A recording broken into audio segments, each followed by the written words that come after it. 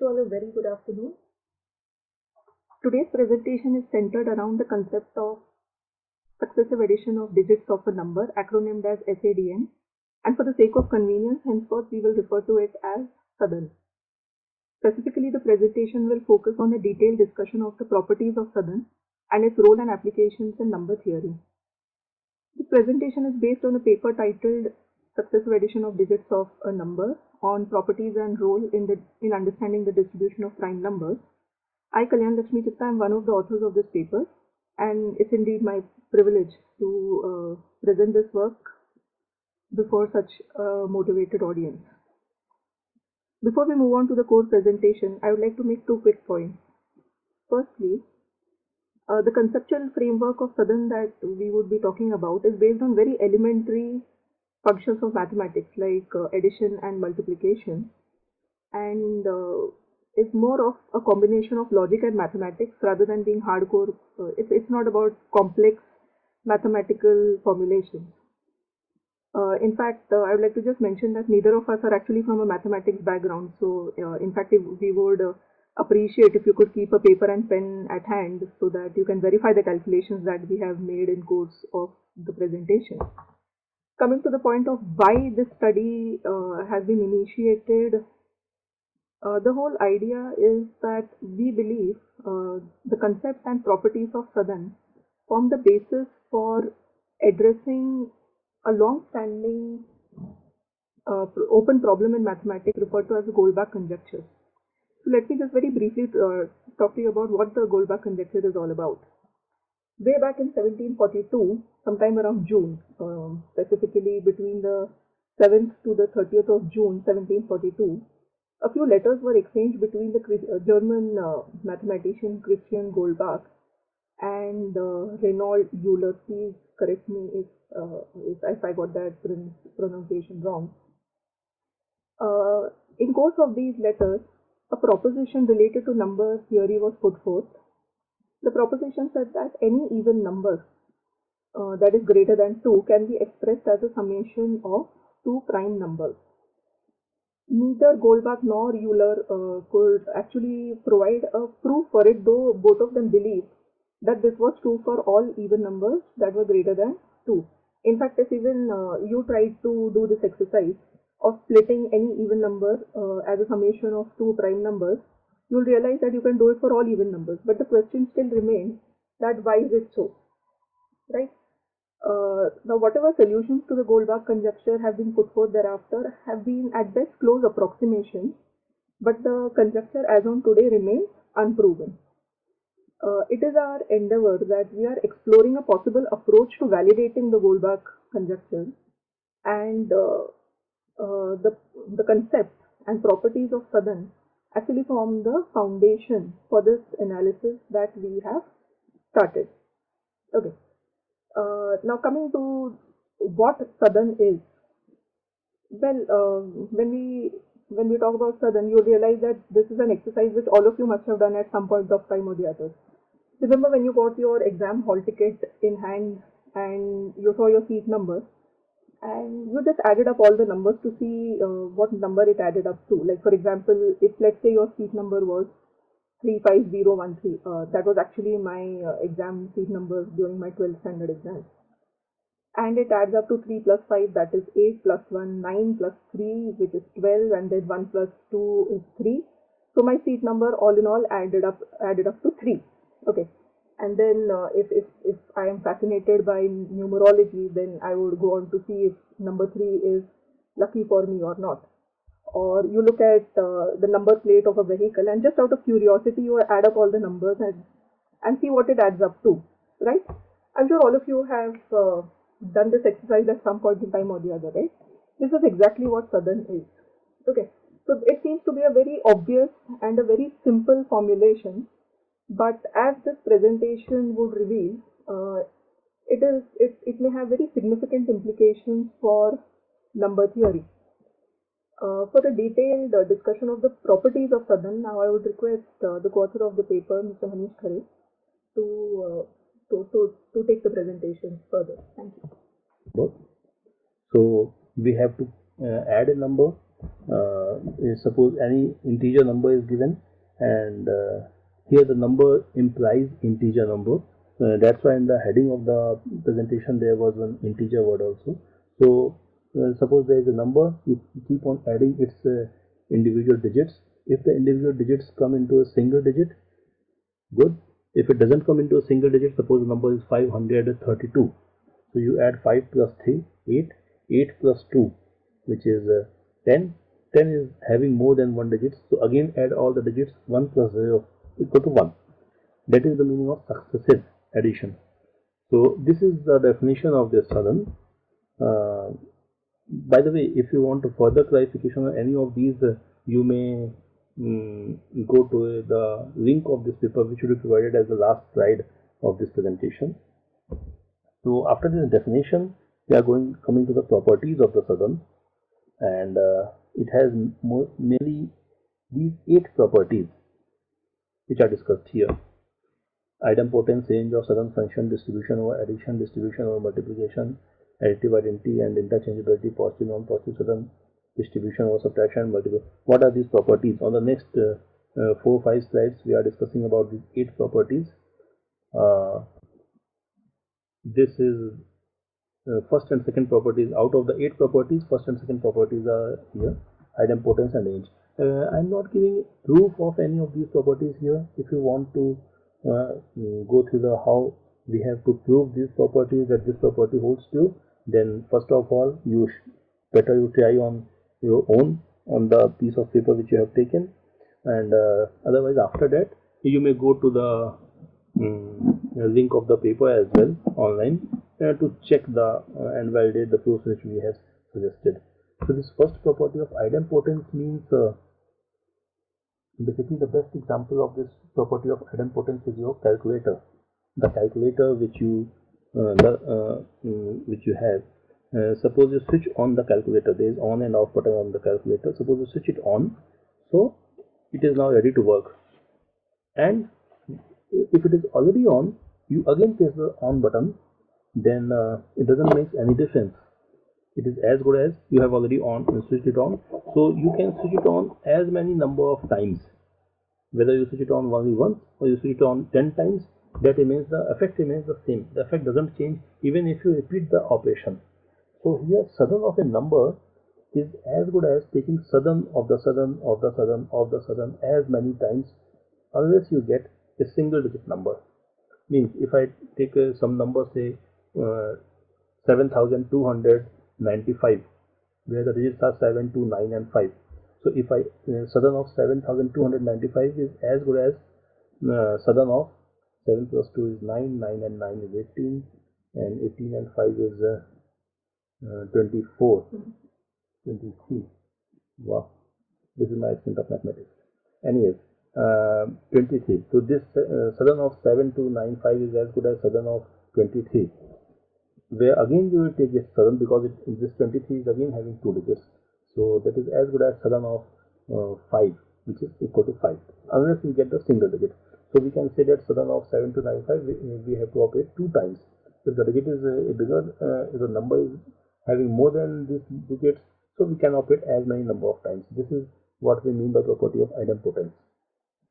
Now, because of this property of idempotence, when you are going to apply this addition process as many number of times, unless you get a single digit number, so sadhan of any number you take on the number line, it will always range between 1 to 9. That is the second property.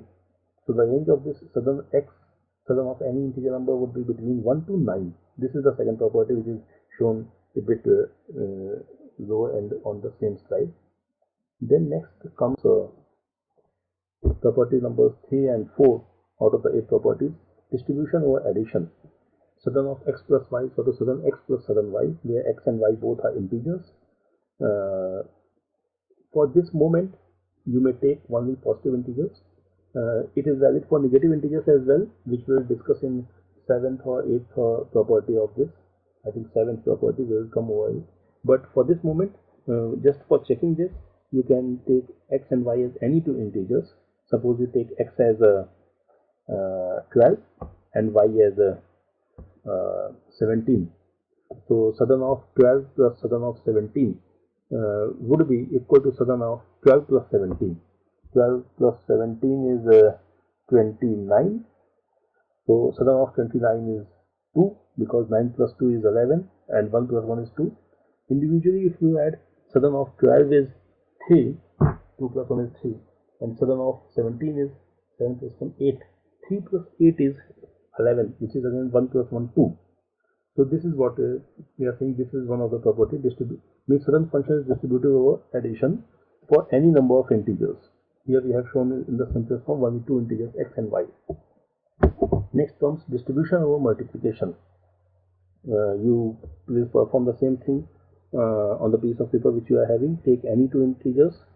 For example, again I am taking some 25 and some other integers you may take. Let's say second integer is also 25. So southern of 25 into southern of 25.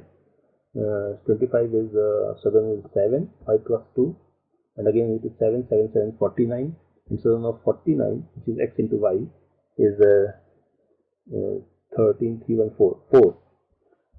So what our claim is that instead of multiplying southern of these two, 25 and 25, if you multiply this initially, say 625, and you take southern of that 625, that should be 6 plus 2, 7, 8, and 5 is 13. So 6 southern of 625 is again 13 or 4, you may say, which is addition of 6 plus 2 plus 5. This is the distribution over multiplication. And you can try your hands to prove these properties on your own. And then the next property number 5 is additive identity for southern function. Here I have to say that this southern function is basically the addition function. Okay, and in case of addition, 0 is an additive identity. So 0 is an additive identity here as well. Means if there is a number, say 17, where 1 plus 7 adds up to 8, so southern of 17 is equal to 8. If I insert a 0 in between, say I make this 7, instead of 17 I say it is 107, 107, I say it is 170. So southern of 170 is also 1 plus 7 plus 0, that is 8 only. So 0 acts as an identity. Within a number, you can place 0 anywhere within the number or outside the number as the last digit or first digit. Of course, if it is the first digit, that doesn't change the integer as well. But the southern would remain the same. Similarly,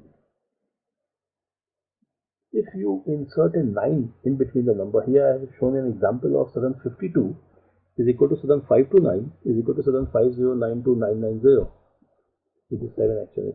So if you add here 5 plus 2, 7. If you add 5 to 9 of calculating southern of 529, so 5 plus 2 is 7. 7 plus 9 is 16, where 1 plus 6 is again 7.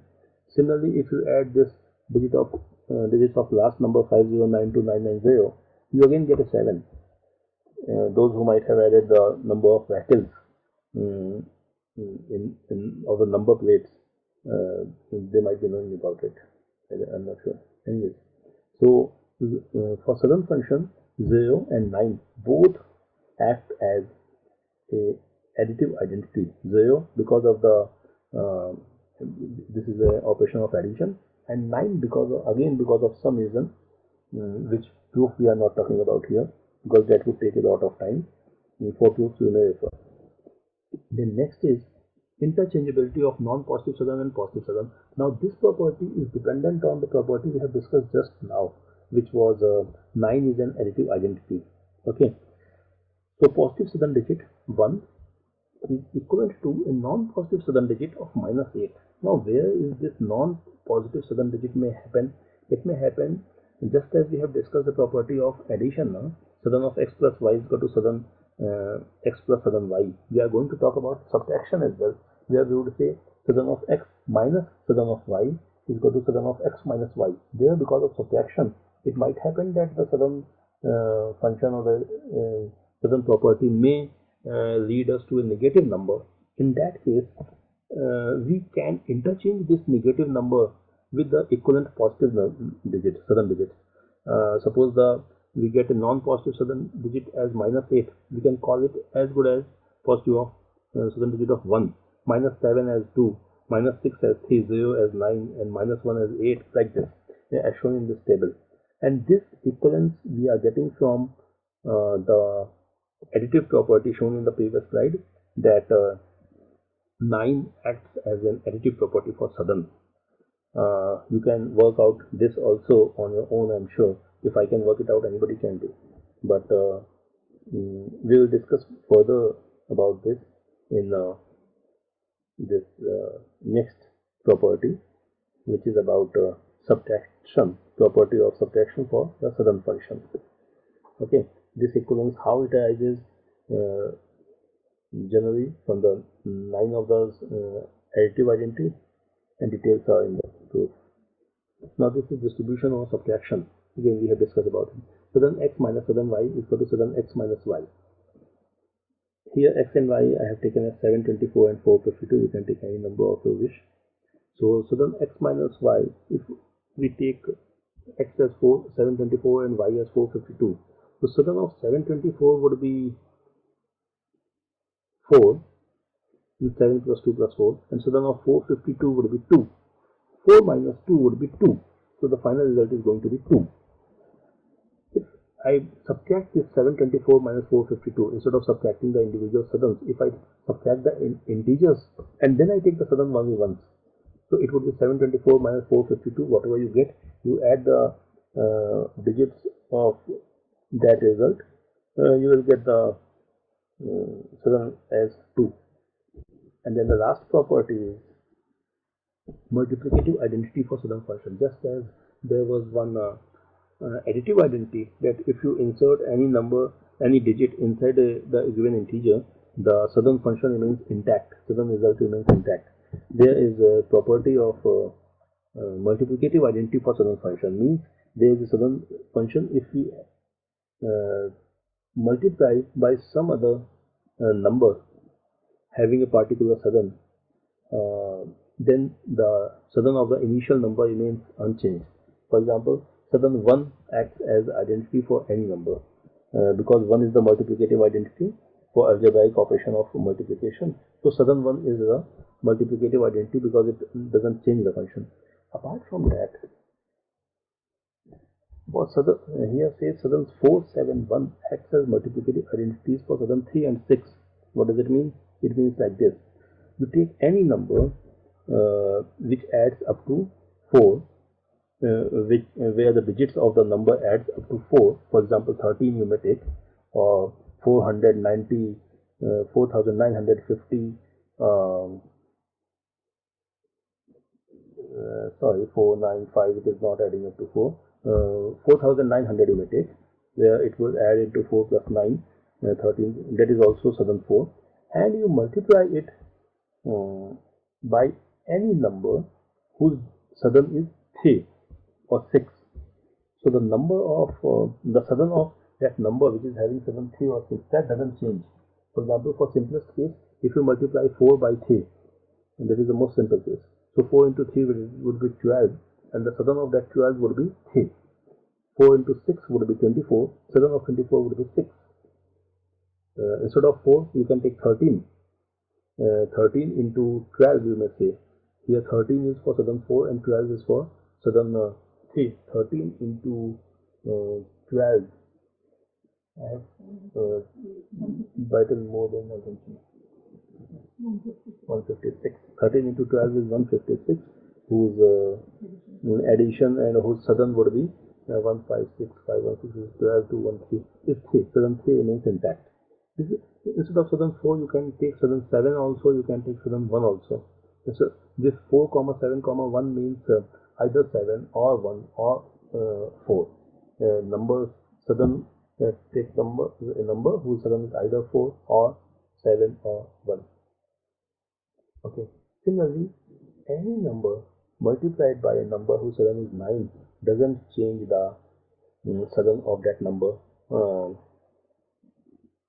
whose southern is 9. Means if you take a number whose southern, whose all digits add up to 9, You may take 18, 1 plus 8 equal to 9, or 45, 4 plus 5 equal to 9, and multiply any number in this 45. Whatever product you would be getting, that individual digits will also add up to 9. This is this third bullet point here shows sudden of 1, 2, 3, 4, 5, 6, 7, 8, 9, or sudden of n, where n is any number from 1 to 9, act as multiplicative identity for sudden 9. These are the 8 pivotal properties of the sudden function. Here we have not discussed about the property of division. Would you like to guess why? Why the property of division has not been discussed here? You may pause this video for a moment and then try to answer it and then go forward. Okay, so now coming to the question why the property of division has not been taken here, because if we divide two integers, we may get something which is not an integer. So if as long as the division of two integers we are getting as a third integer, this property of sudden would be valid. Otherwise, this sudden function is applicable only for integer numbers. On the first page of the slide, on the title slide, it is mentioned as integer numbers. So that's why it is not general. This property of division cannot be generalized for division, for operation of division. Okay, anyways, we are moving forward, and as this the whole sudden function concept is to tackle the Goldbach conjecture, which deals with the even number and prime numbers. So filtering the other numbers, the sudden of primes would be 1, 2, 4, 5, 7 or 8. Any number. Say the rule of divisibility by 3 is that the addition of the sudden of the number should be divisible by 3. That means if you take 24, so 2 plus 4 is equal to 6, which is divisible by 3. So this number would be divisible by 3. Means it cannot be prime. So any prime number cannot be divisible by 3 or any other number. So the sudden of that primes should not be 3, 6 or 9. That's why sudden of any prime number would only be either 1 or 2 or 4, 7 or 5 or 8. Now there is a question, can you think of any prime which is an exception to this? And the hint is also there. Okay, this we would answer on the last, at the end of this presentation, maybe in between after some time, but that's a very simple question and you can tackle it, I'm sure. Now it is about classification of odd numbers in thesis S1, S3 and S5. So then we'll take it forward. Yes. Yeah. Now again, I have an exercise for you. Consider a few odd numbers that I'm talking about and try and find out what is common between them.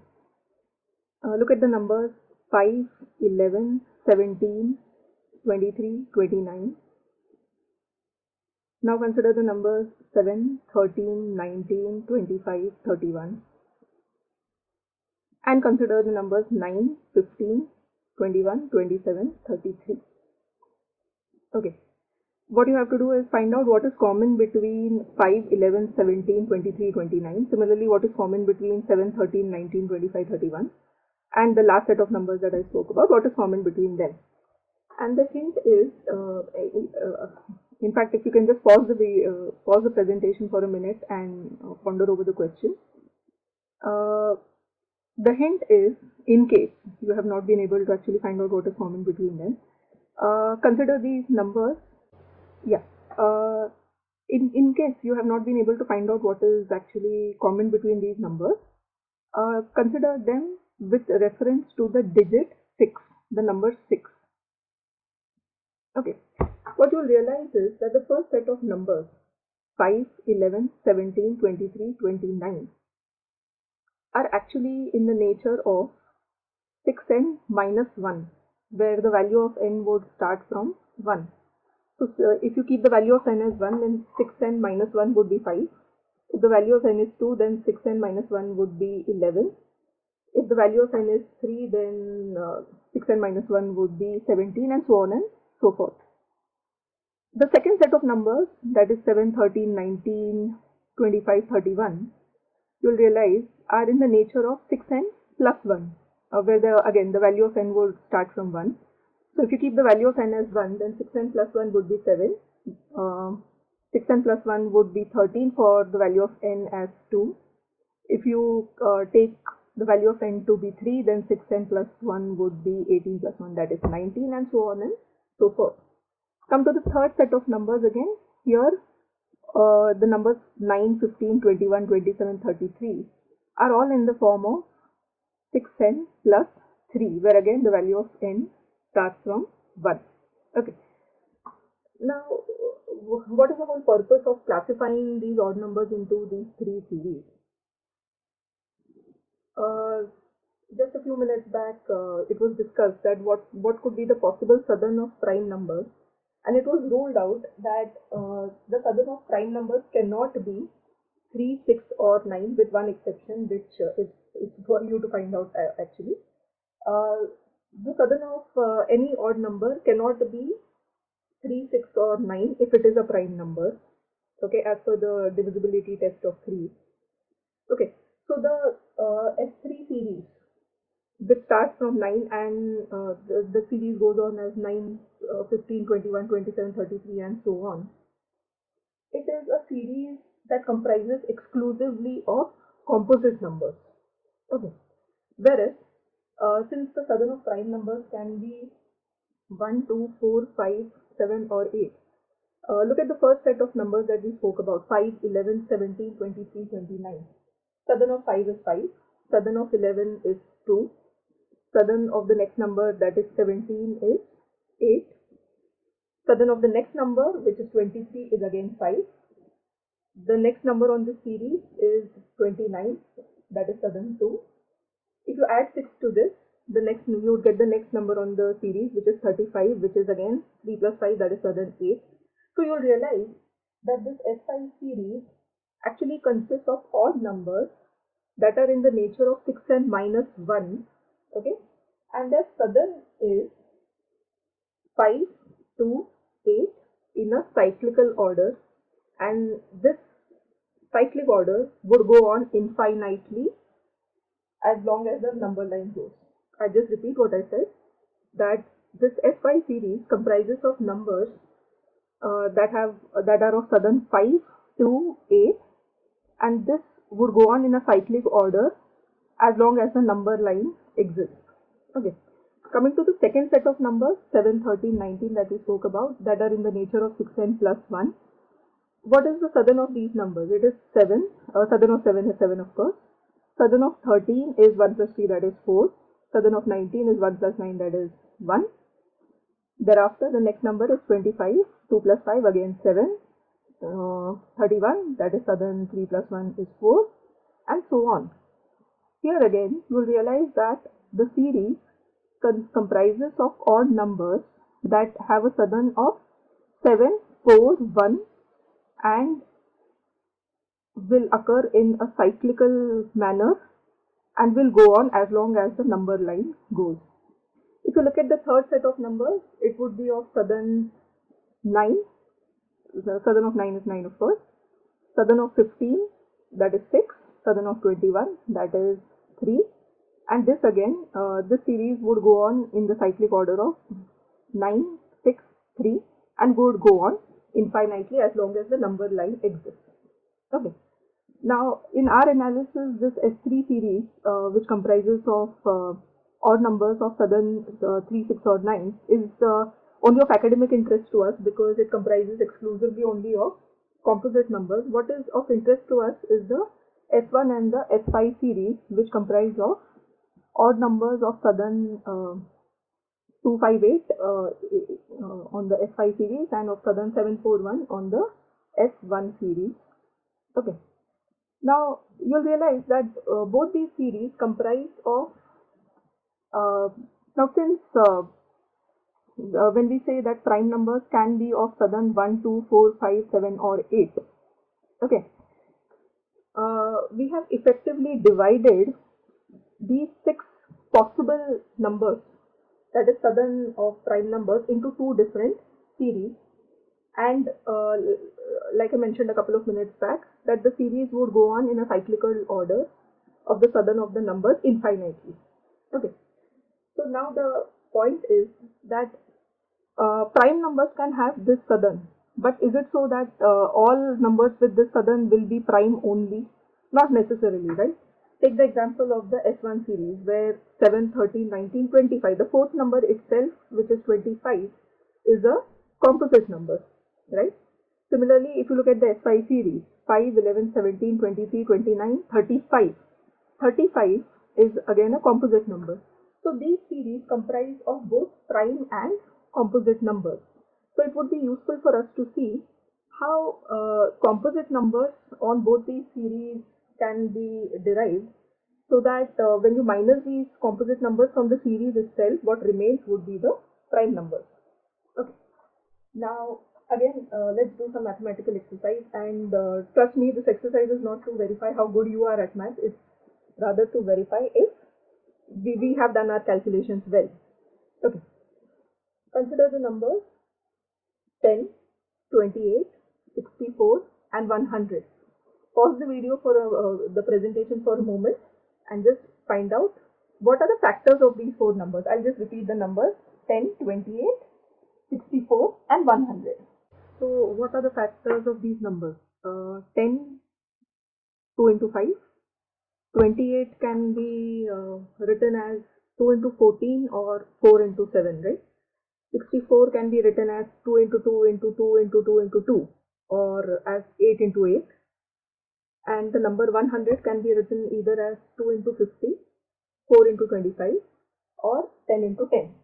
Okay. Now if we talk of these numbers in terms of their sudden, what we realize is, okay, before that let me ask you what is common between the numbers 10, 28, 64 and 100. Now that's a very obvious answer, that all of them are of sudden 1. Okay. And when we look at these numbers in terms of the sudden of the factors, what we realize is that in order to get a composite number of sudden 1, there are 4 ways in which it can be arrived at. Okay, it's either by way of 2 into 5, 1 into 1, 4 into 7 or 8 into 8. Okay. And the application of multiplicative property of sudden. Absolutely, this is an application of the multiplicative property of sudden. Now we perform the same exercise for composite numbers of sudden 4. So consider the numbers, let's say 40, 49, 58. Okay, and just find out what are the different factors into which these can be divided. 4 can be written as 2 into 20 or 4 into 10. Okay. 49 is 7 into 7. 58 is again 2 into 29. We realize that in order to get a composite number of sudden 4, again there are 4 ways in which you can arrive at a composite number of sudden 4, which is 2 into 2, 7 into 7, 1 into 4 and 5 into 8. Okay. Now we can perform the same exercise for composite numbers of sudden 7 as well, and I won't do the entire procedure again, but what you'll realize is that composite numbers of sudden 7 can be arrived at in 3 different ways. 2 into 8, that is, let's say a number like 16, 2 into 8, or 4 into 4, again the same example, 16, 4 into 4, or 25, which is 5 into 5. Okay. Now putting this in terms of the 3 series that we have just seen, you'll realize that the composite numbers that we have spoken about are of sudden 1, 4 and 7. That is, they are all numbers that would be found on the S1 series. Okay. And if you look at what are the factors of these composite numbers, you'll realize that both the factors would be on the same series. Like for example, when you're doing when you're looking at the composite number 100, it can be written as 2 into 50. That is sudden 2 into sudden 5. Both sudden 2 and sudden 5 numbers would be found on the same series, which is the S5 series. Similarly, 100 can also be written as 4 into 25. Southern 4 and southern of 25 is 7. 4 and 7 both lie on the same series, which is the S1 series. Similarly, 100 can also be written as 10 into 10. That is southern 1 into southern 1. Which is of course would be on the same series, which is the S1 series. Okay, so from this what we can conclude is that the composite numbers on the S1 series can be derived as products of intra-series elements of either the S5 or the S7 series. I would repeat that the composite numbers on the S1 series would be derived as intra-series, that is both the elements would be on the same series. They would be products of intra-series elements of the same series, either the S5 series or the S7 series. Okay, now when we look at the composite numbers of southern 2, 5 and 8, what would we find out? Should we do the exercise here, or should we just leave it for them to do? No, I think we will take a couple of examples. Okay. Yes. Let's take a composite number 20. Okay, what are its factors? 2 into 10, 4 into 5. Okay. Is there any other way in which you can arrive at a composite number of southern 20? There are three ways that you'll find out. It would be either as 2 into 1, or 4 into 5, or 7 into 8. Now 7 into 8 is 56, that is of southern 2. So in order to arrive at a composite number of southern 2, there are three ways in which you can do it. It would be either in the form of southern 2 into southern 1, southern 7 into southern 8, or southern 4 into southern 5. Okay. Similarly, if you look at a composite number that is of southern 5, let's say 50, it would be written as either 2 into 25, that is southern 2 into southern 7, or 5 into 1, that is 5 into 10, which is southern 5 into southern 1. So if you look at all composite numbers that are of southern 5, there are three ways again in which they can be arrived at in terms of their factors. It would be either in the form of 2 into 7, or 5 into 1, or 8 into 4. 8 into 4 is 32, southern of 32 is 5. Okay. And similarly, if you look at composite numbers that are of southern 8, let's say 80, it would be 8 into 10, that is 8 into 1, or 2 into 4. Okay, example is 2 into 13. Composite number would be 26, and the factors would be 2 into 13, that is southern 2 into southern 4. And the last set would be 2 into 4, 8 into 1, 7 into 5. 7 into 5, that is 35. Okay. Here again, the composite number would be of southern 8, and its factors would be of southern 5 and southern 7. Now again, putting these in the perspective of the series that we have just discussed. When we talk about composite numbers of southern 2, 5 and 8, we are essentially talking about composite numbers on the S5 series. And when we look at the possible factors of these numbers, you'll realize that one number would be on the S5 series and the other would be on the S7 series. Consider the number 35. It is a composite number of southern 8 and its factors are 5 and 7. 5 would lie on the S5 series and 7 would lie on the S1 series. Okay. So from this we can conclude that the factors, that composite numbers on the S5 series would be derived as inter-series products of inter-series elements of the S5 and S7 series. I'll repeat that when you're considering composite numbers on the S5 series, they would be derived as products of inter-series elements of the S5 and S1 series. Sorry for interruption. Sometimes we call it S1 series and sometimes she is calling it S7 series. Both are identical because that series is having southern 7, southern 4 and southern 1. So sometimes we call it S1 or S7. Both are identical. Consider S1 as equivalent to S7 series. Now don't get confused in that. Similarly, southern 5 says, S5 says, or S2 says, or S8 says, all these three are same, one and the same thing. Okay. Okay, yeah, thank you.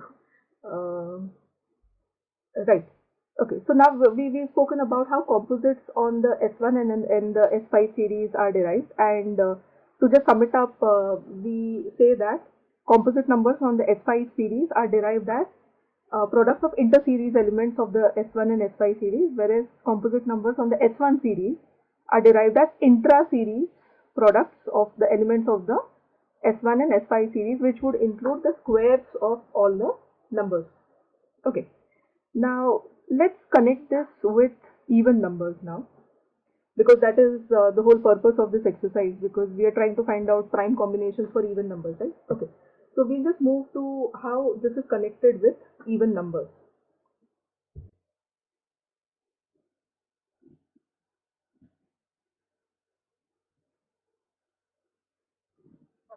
Okay. Now, consider an even number, let's say 20. Okay. It is of southern 2. And let us actually try and find out what are the prime pairs that are possible for the even number 20. Can you think of any numbers? 7 and 13 could be one possible combination, right? Okay.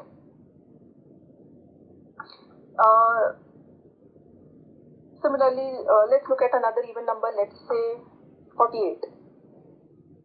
What are the possible prime combinations that are possible for an even number 48? It would be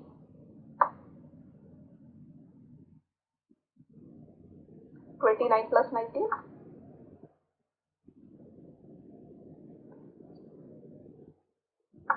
43 plus 5, yes.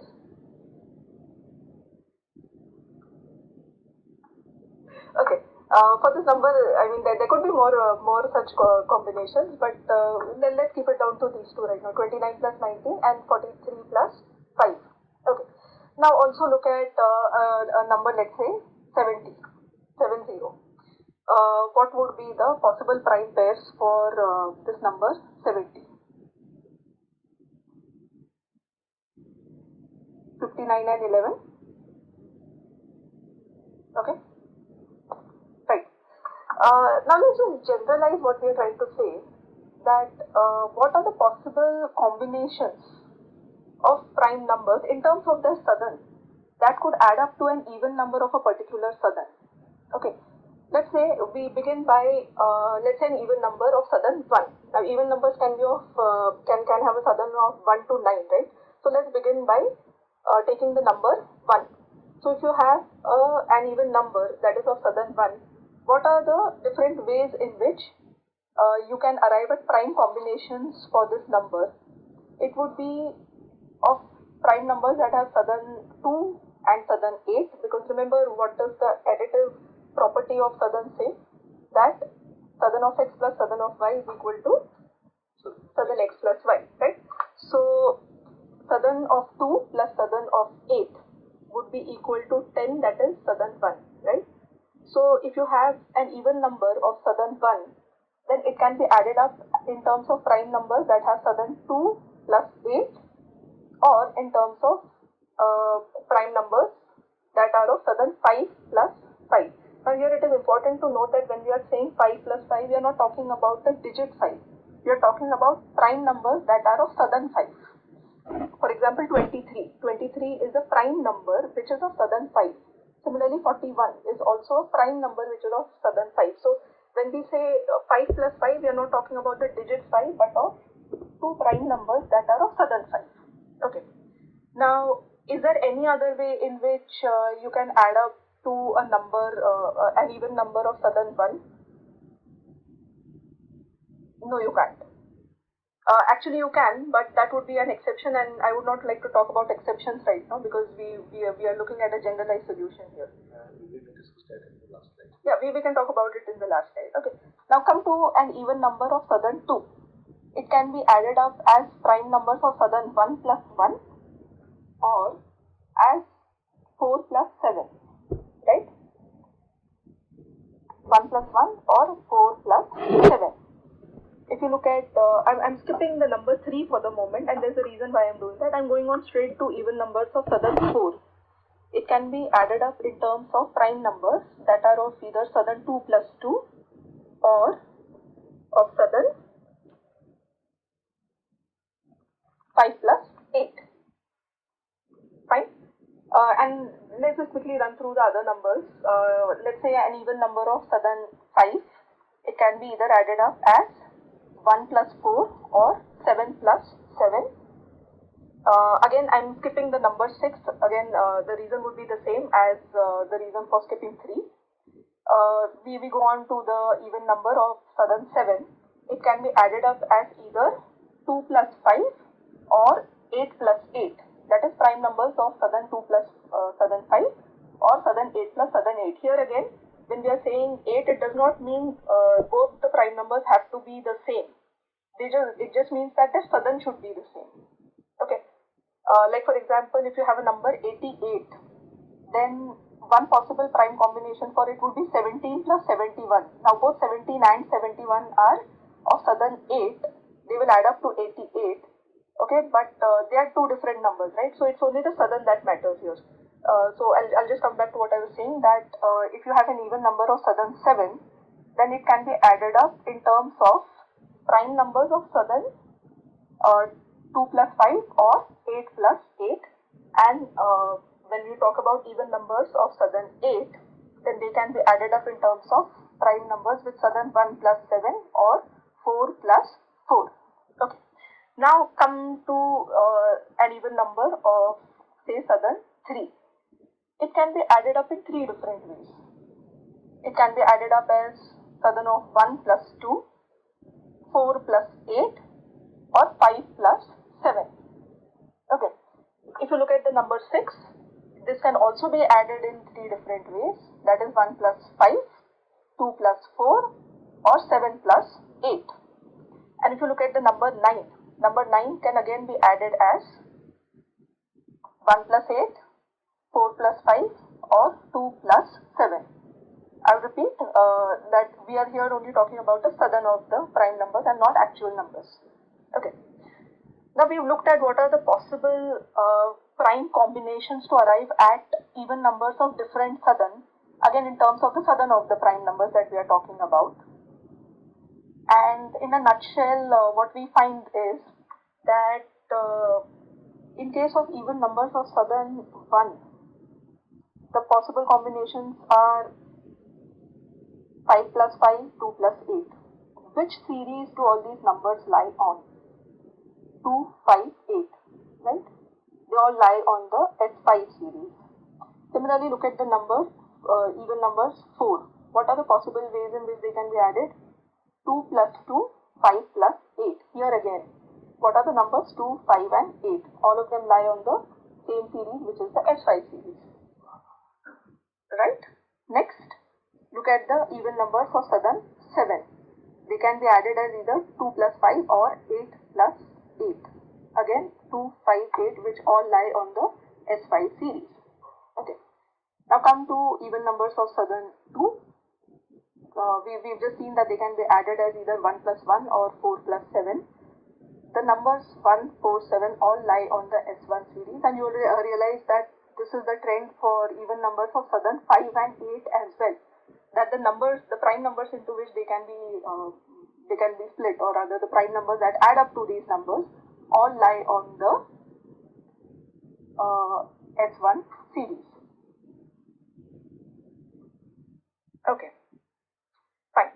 And if you look at even numbers, and if we look at the prime combinations that are possible for even numbers of southern 3, 6 and 9, we find that the combinations are such where one of the two prime numbers would lie on the S5 series and the other would lie on the S1 series.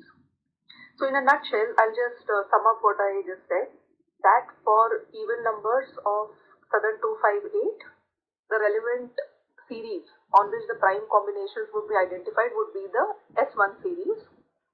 For even numbers of southern 7, 4 and 1, the relevant series on which prime combinations would be identified would be the S5 series. and for even numbers of southern 3, 6 and 9, the relevant series would be both the S1 and S5 series because the prime combinations would be one each of the prime combinations would be found on the S1 and the S5 series. Okay. Now from here on actually we would look at some extended concepts like for example the last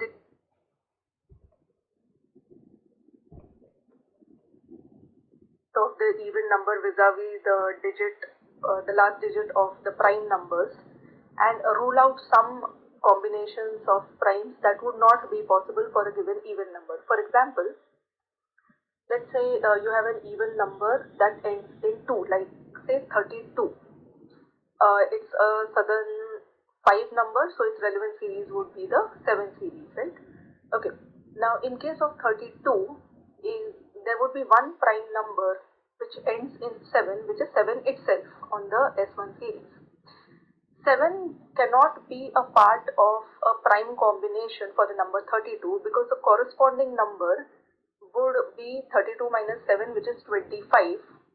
That is a number that ends in 5, which would obviously be a multiple of the number 5. Now you can take any example in this context. If you look at, let's say, a number 92. 92 minus 7 would also give you a number which is a multiple of 5, which is 85. So for any even number that ends in 2, a prime number ending in 7 cannot be a part of the prime combination for that number, even though it may belong to the relevant series. Similarly, if an even number ends in 4, in that case, prime numbers ending in 9, which lie on the relevant series, cannot be a part of the prime pairs because here again the corresponding number in the combination would be a multiple of 5. Okay. Now in these combinations can be referred to as a prime composite pair where one number is prime and the other is composite. In case of an even number that ends in 6, prime numbers ending in 1 cannot be a part of it for the same reason, and likewise in case of even numbers ending in 8, prime numbers ending in 3 cannot be a part of the prime pairs.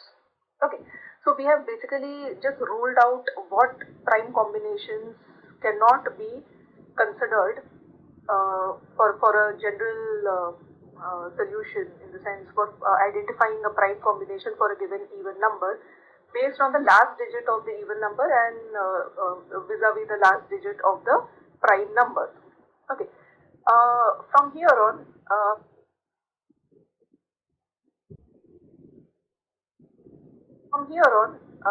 we will have to look at, in our approach to the Goldbach conjecture, we look at concepts like finding out the total number of acceptable combinations for a given even number, which would include 3 kinds of combinations. One in which both the components of the combination would be primes. Secondly, those combinations in which both the components would be composites, and the third combination in which one component would be prime while the other would be composite. And what is crucial, that is what we have found in our study, that it is actually the identification of CC combinations, that is where both the components are composites, which actually holds the key to validating the Goldbach conjecture. So it's not about identifying prime combinations for an even number, rather it is identifying the composite combinations which actually holds the key to validating the Goldbach conjecture. We would like to wrap up this presentation at this point.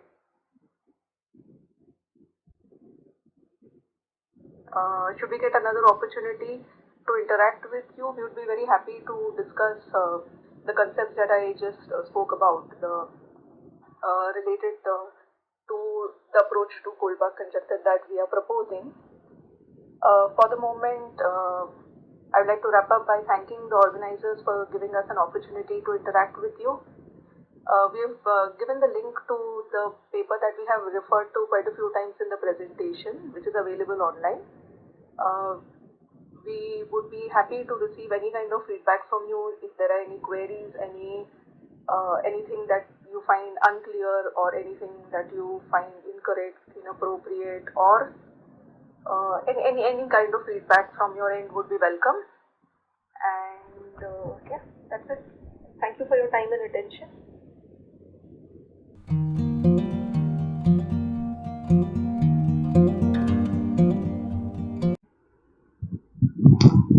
Do we have access to this PPT or this recording?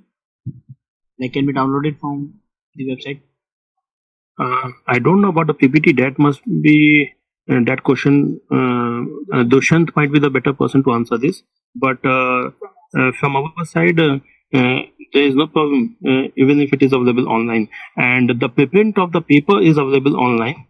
The second version of the paper, the link was given on the last slide. Or if you want, I may put the link in the chat box as well. Yeah, sure. If you have an issue, I'll be sharing it in the group so anyone can So it would be available online. Okay. So Shivam's question has been answered that it would be available online. So I guess there aren't any questions. So Manish, can you tell us a little about yourself? You're right now working as a assistant prof, right? Nothing much about myself. I just wish to. I was learning on this topic. That's all. But nothing mention worthy or nothing such specific about me. I was talking to you in the context of physics after engineering. You have done your engineering, or I don't know about your background. Right? I have not done my engineering. I have done masters in physics, BSc and MSc. Okay, and after doing MSc, you may consider that this is a more sort of independent research type thing, because I have not done PhD. I have not done official that research type thing. But whatever topic or whatever subject I think I should think about, I used to think on that. That's all. Otherwise, nothing mention worthy on the research point of view from my end. And currently, I am teaching in one of the engineering colleges. I'm teaching physics. I'm supposed to teach physics. That will be more factual statement. But yes, that is something I used to do. That's all. And I came to know about this group PAE through one of my students, Ranjit. And this group was so active and vibrant that I have joined here. That's all. And actually, the group is very vibrant, and the group is very happening group. So I'm with this group. It is like this. Yes. Yeah. Thank you very much. And like, are you free for 1 or 2 minutes, like something like that? Or, yes, exactly. I'm free. Yes, tell me. So yeah, I just wanted to ask about like what enthusiasm do students show in engineering colleges regarding basic sciences as such? We get a very few number of students in engineering who are actually interested in sciences, and these are those students who wanted to study science, but उनके parents ने कहा कि science में कहाँ job मिलेगी, तो do engineering, and they took admission to engineering. Very few students are like that. Otherwise, maximum number of students are कि if we have to do computer science, then physics or chemistry and maths की क्या जरूरत है, हमें क्यों पढ़ाते हैं? And they are like we have to talk about core engineering branches, and we have to get a job of this much package. But they are always in a batch of or in a class of maybe among 100 or 150 students, about 4 or 5 students are like that, which think about I have to do science only because of the pressure of our parents or someone. We took engineering, but we have to do science. And out of those 5 or 6 students, 2 or 3 change their goals and they think that yes, I will do engineering only after passing 4 years. But at least 2 to 3 students remain like that, and they go for sciences. I remember one of my students uh, went for MS in US, and many students are there who just join engineering, but they go for higher studies in basic sciences, and most of them go with either physics, and some go with the mathematics as well. हम नहीं घुस रहे किसी physics maths में है, and like that. So it is like this. But most out of in today's times, when there is so much online resources and information is available, that this switchover is very common, and it's easy. Any person can switch to any field, any other field, because so much stuff, so much knowledge sharing resources are available online now. It was not that much easy about 15 and 20 years back, but today it is very easy. And today one more sort of students are there who think that if they want to do a job now, they can get it anytime because of their credentials. So after completing their engineering, they go for a job for 6 months or 1 year for experience, and then they will pursue their say iksha of studying science. If they are not able to do it well there, they can shift to their jobs anytime. इस तरह से कुछ students are persuading their parents to allow them to go for this. I remember one of my students did job for about 2 years or 3 years just to make sufficient money that even if he is not having a job for next 5 years, he can survive. And then he was willing to try with the GATE and these things to do some PhD. And finally he he was a student of this college only where I am right now. And after doing job for 2-3 years, he completed through GATE, and then he did his research in at IC Bangalore, and this March only he completed his Viva and everything, and again he came back to work in industry along with his research. So for making a safe den in terms of job and money, this is also one pattern that they, and you might be knowing all this better than me. So this is all what people think for. But yes, there are some serious students who wish to do sciences, although they have taken admission in engineering. So the tagline of your group is very apt for them. Married to engineering but romancing with sciences, like this, or physics, it was there. So that was very apt. And this group, and otherwise this is a very vibrant group, I must say. So we have also opened one small club type thing like open problems in applied mathematics and physics at our institute, but that is not that much vibrant and happening, and it is more sort of passive for many different reasons. But yes, you people are doing very good and very advanced version of. You are not passive, you are not bored of doing what you are doing. So that is a very good thing, and my best wishes for that. Yeah, thank you very much.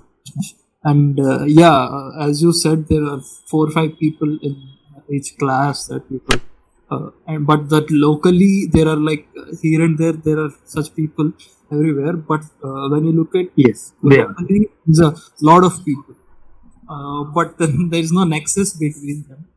The idea of having such a community like this would be like they don't feel alone. Like they could find a place where exactly. Otherwise, most of all, many times those who are obedient students now of this type, they get more frustrated. Those who are not obedient, कुछ भी कहने दो घर वालों को, हमें तो physics पढ़ना, हम पढ़ के आएंगे. They are okay. They are in a better position. But those who are like this, के parents बोलते हैं कि you have to do engineering, then only you will get job and this and all that. So उनको ज़्यादा परेशानी है, because their parents and they give them examples of those students who did their sciences and they were not so well off in terms of monetary aspects and these. And those students, when they get to know about this nexus which you have built up, I am not alone. There are so many, so many people who are willing to do sciences even after engineering, they get inspiration and they get to think about that, yes, I am not on the wrong track. I should take a chance with studying sciences. And all the students which I am saying now, only one was there who was obedient. I'm saying obedient not in a negative sense, but I'm saying obedient in sense of that who has to listen to their parents as well and to convince them that yes, I want to do science even after. Only one of them was able to do it both the ways. Otherwise, yes, हमारी बात सही है. किसी का अभिषेक तो पाया बाकी सब वो दबंग होके गए थे. नहीं. And otherwise, all other students were like कि घर वालों को जो कहना है कहने दो और I have to do for science, so I will study science. And उसके बाद when they did well, तो everything fall in place कि चलो ठीक है, कुछ तो कर लिया इसने अपनी लाइफ में, like this. But when they see this type of large community now, who is of this सोच कि if we want to study science, we will study science even if we have done engineering, then they get motivated.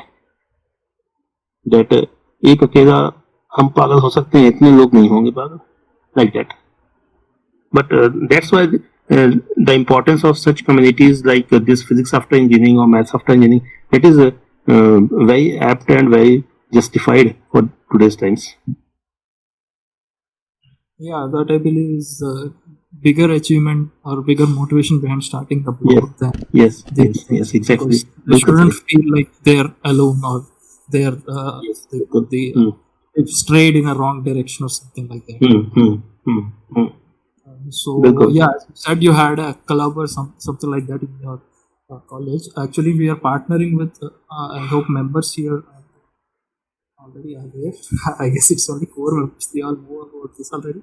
We are trying to partner with BOSE-X, which is a research organization, and we are planning to motivate members in our community to start some clubs in their colleges where they could bring together people who are motivated enough to start such a things and who wants to pursue something academically or some project or anything that with passion or apply their knowledge, because most of engineering or other degrees, they just go on passively, like doing the assignments, solving problems, getting grades, and that's where it ends. So but we have a pool of talent in the campus, but that's largely untapped during the duration. At least don't know what happens after the degree, but at least during the duration also, while they're still in the college, they're highly skilled and talented. They're being trained, so they could all come together and